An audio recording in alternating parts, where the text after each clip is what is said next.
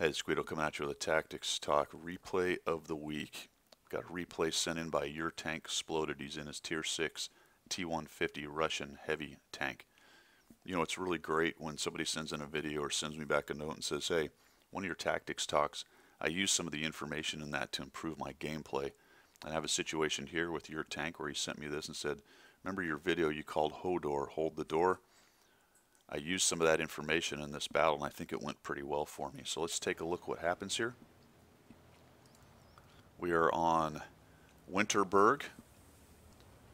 They have a decent setup as far as tanks go. They've got the 3 heavies, which is going to be an advantage for them in Winterberg, depending on how they play it. You can see that they are challenged a little bit skill-wise, although at this level of tiering, it doesn't make as big a difference. And in the video called Hodor, I actually went to this same exact corner with a heavy. So let's see what your tank can do with that. You'll notice that they have a decent peanut butter spread going on. Pretty typical to have the mediums and lights fighting up in the little village. A couple guys camping in the back, some arty doing what arty do. KV1, interestingly, is droning along up through the open road right there, and he's got quite a few friends, at least following behind him, if not right up with him. Some of those tanks are pretty slow, like the Churchill, so that may take a while. So your tank's going to come to this corner and try to anchor this corner with his heavy. Hopefully he's not an anchor. Hopefully he can anchor. There's a difference, right? Okay, there goes that guy. So I would say immediately coming in here, if I can get out of sniper mode, it's irritating that I can't zoom out. This is a good shot right here.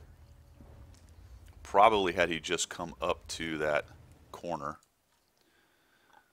pressed out with an angle, he might have had a shot a little earlier than that. But it's good that he's being careful because it's just him, a T-30-45, a Stewart, and now the 01 is coming up, so that's good. A couple guys anchoring this corner back here, so he doesn't really have enough forces here to get super aggressive and push around that corner. It's not a bad idea to be careful, at least initially. Also just firing regular AP because he's not really facing anything he's going to need to worry about. Being top tier with this tank is a pretty good thing. Alright, great, there's some targets. See what he can do, a little snapshot. And he's using the side scrape right there. Now your tank, you do this a bit, you drive up onto that rubble, and I don't know if you're trying to get out of the way of your buddies or what, but I wouldn't do that. There's no real reason to. The problem with lifting your tank up like that is if they manage to track you with your tank lifted up, oftentimes you can't get your gun onto them. Plus it just makes your maneuvering a little bit more complicated than it really should be. Hey, foolish of the guy to jump out. Now that's that example I talked about, and thankfully the 01 actually got that guy. But the problem with side scraping right there potentially is that 3001D popping out and nailing in the side. The good news is the 01 just nuked him. That's going to dissuade anyone else from coming around that corner. And this is difficult right here because the 01's kind of in the way, and now he sort of is understanding how to do this as a team. There's still a lot of tanks stacked up there, so no reason really to rage around the corner yet. Although more than likely you probably could have and owned them. Some of them can't even pin you. The Hellcat's problematic. And now the 01 has decided to go, and he eats the Hellcat shot. Then the 3001 comes, and this is one of the more annoying things in this game, which I have discussed at length, but we'll mention it one more time for those who may be watching this video. Please do not be that 01 and jam in there and take the spot that the other tank was using. His tank could easily use that outside. If he would have echeloned about where the T-150 is, he could still side scrape out and help. So now you're both sort of hitting each other. And to your tank's credit, he's just accepting it.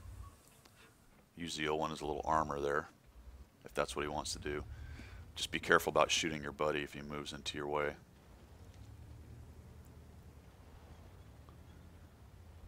Yep, it is definitely probably time to try to make something happen. You can see that slowly but surely your team is losing. They've basically lost the small town up top, and you've got 3 heavies sort of hanging out at the corner here.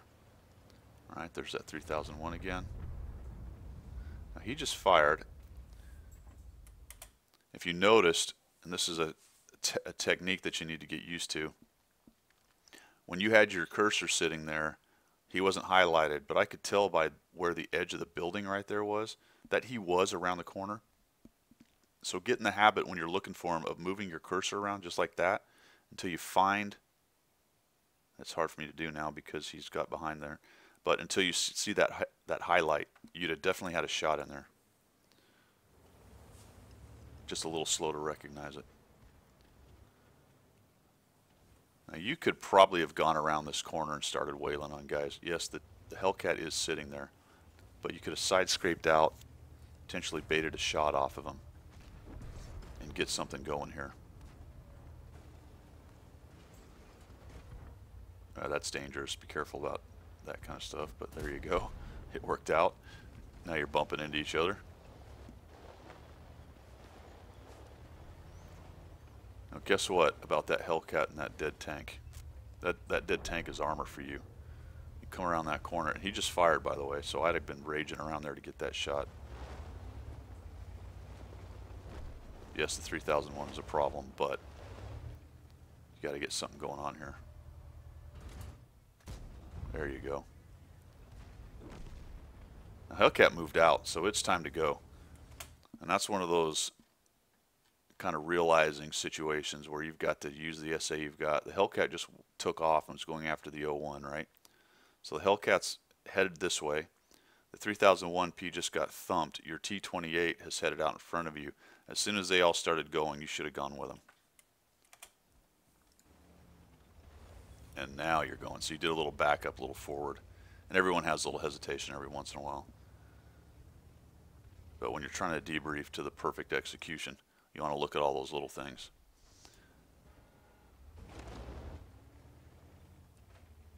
Yeah, I'd have stayed forward like you did and gone after the 3001. You do have to keep an eye on the Hellcat, because if he beats that T-28, then you got trouble. Which he just did. So what should have happened there is, if you were going to blow off the Hellcat, you should have charged hard for the 3001 to take him out. Because now you're sandwiched. You got a Hellcat behind you and a 3001 on that side. And what you're going to do is you choose to ignore the 3001. So you've just given him a free hit. That's the damnedest shot I've ever seen, which ended up working out for you. The first time I saw that, I was amazed. The second one is amazing as well. So if your plan was, I'm going to turn my rear, ignore the 3001, have him pop out, I'm going to snap him on the run as I drive away, then you are a better player than me. Basically, you got lucky right there. Wham. Good old Artie. Now you're looking for the Hellcat. So I'm belaboring this point. At that decision tree back there, either go with your buddies and go get the Hellcat and take him out, or charge that 3001, get rid of him, and then you wouldn't have to deal with two. As it was, glove save by snapping the 3001 and killing him. But I would not make that my plan every time. Now we're just looking for the bloody Hellcat. And those are fast, so goodness knows where he could be. Oh, there he goes. Thank you for letting me know where you are. Yeah, good idea. Tuck up here. No reason to take aggro from the Artie. You're not necessarily winning yet, although you're in good shape with you being much more heavily armored and the Hellcat being a one-shot. Plus, he's not very good. Man, take that shot. I'd have taken it right there.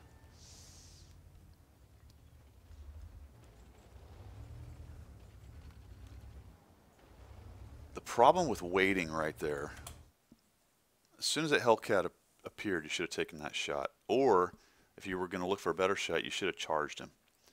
Because the longer you sit there, the more those artillery are going to be aimed in.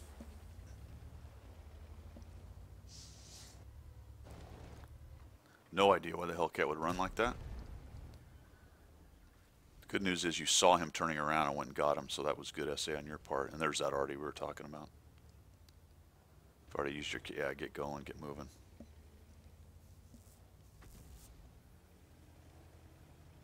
M37 took out the IKV, so you're not going to get sniped to death from some bush up in the field. That's very good. Those things are quite effective at doing that.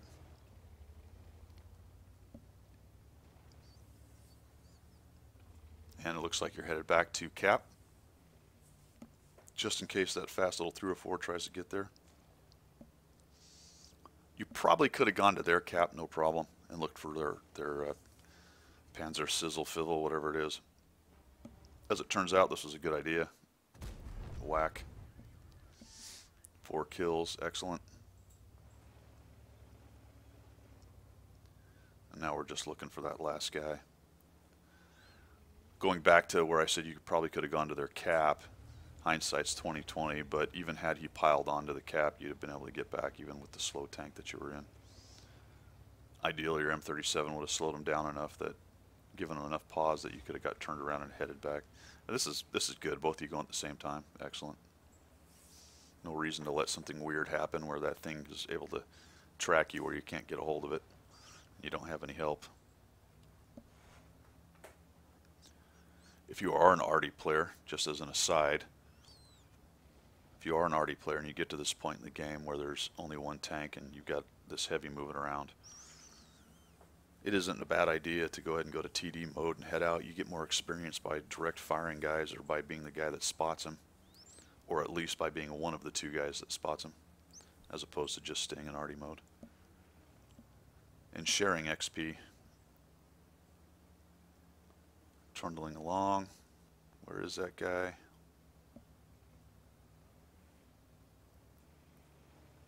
More than likely hiding out in the corner.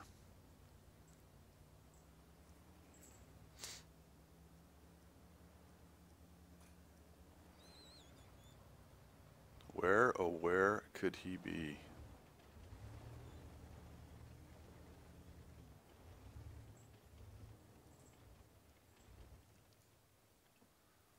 No real need to move. I mean, that thing's not moving very fast anyway. What little camo you got? He's not over there. He's not on the red line. Could be in that stuff, yeah. Is he going to show up? How brave is he? Watch your M37 disappear. Maybe he's not. Maybe he's not that brave. Oh, we're going to fire. Okay. He doesn't show up. So you did have an option to go hunt him down. You still had 5 minutes and 30 seconds. Kind of the reason I let that drone on so long was to just illustrate that point. You could have went and looked for him and maybe got the hit points. If the 37 gets on the cap, good on him. You could have headed up to this corner up here and found him. I'd imagine that's where he was, unless he actually scored it down through here, knowing that everyone was fighting up here. He could have been there. But, you know, take a jaunt up here, see if you can't get lit or see him. And then if he doesn't show up, you don't feel like chasing him, head down to the cap and cap it out then. You had 5 minutes and 30 seconds left to do it. It's a pretty good example, actually, of coming down here and holding. Now, he had a lot more help than on my video, but the same idea applied. He had all kinds of tanks stacked up here. Instead of just driving around the corner and getting waxed by everybody, he just made them pay for all their peeks and pokes and held them, whittled them down, and was eventually able to push through. So nice job. Your tank exploded. Review of the week. Take it easy. We hope this helps.